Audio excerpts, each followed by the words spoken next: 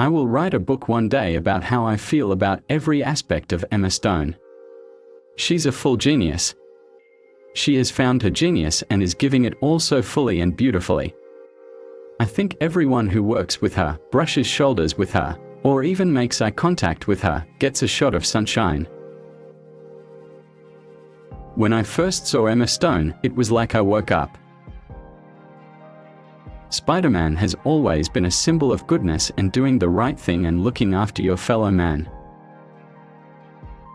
When I found out about being cast in Spider-Man, it was like this bubble developed around me. I was floating in it for a while.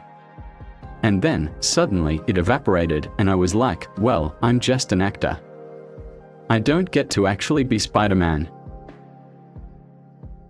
As an adolescent, Spider-Man was what got me through tough times in terms of being a skinny kid. Donald Trump is a lost soul wandering this earth.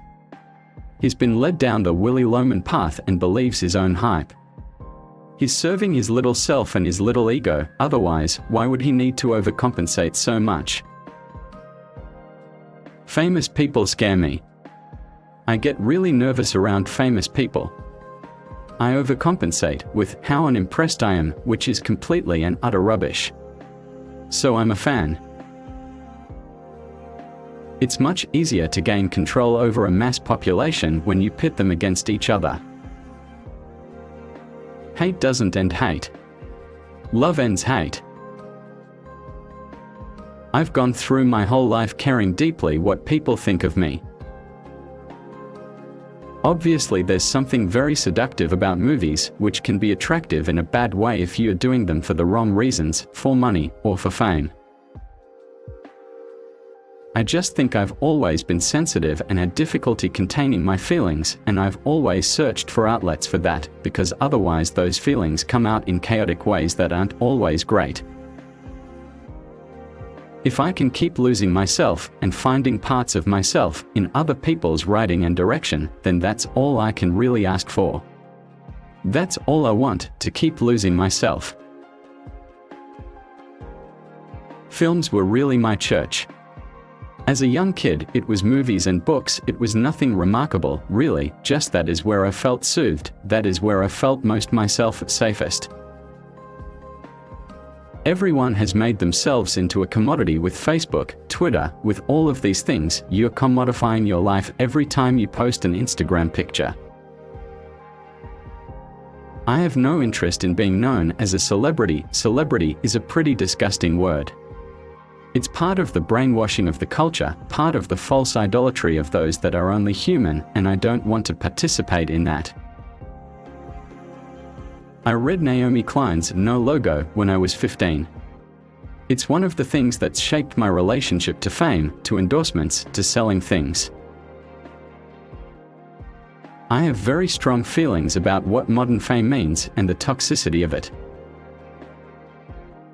I've realized that at the top of the mountain, there's another mountain. I hope that I'm always struggling, really.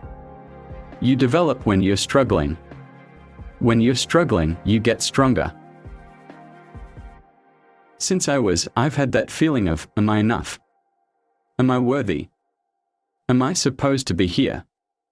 And my culture and society is telling me that I'm actually not in a lot of ways unless I have this amount of money, or I'm in this kind of car and I have this kind of job, or I'm famous, or whatever.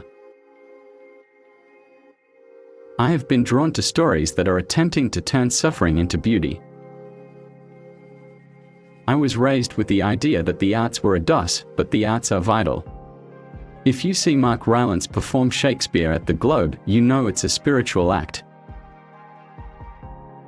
My parents signed me up for classical guitar lessons, which made for 2 years of the most depressing Wednesday evenings. I've been obsessed with Michael B. Jordan since The Wire. He's so charismatic and talented. It'd be even better, would have interracial bisexuality. We're all one thing, and we're all just enacting different aspects of ourselves all the time.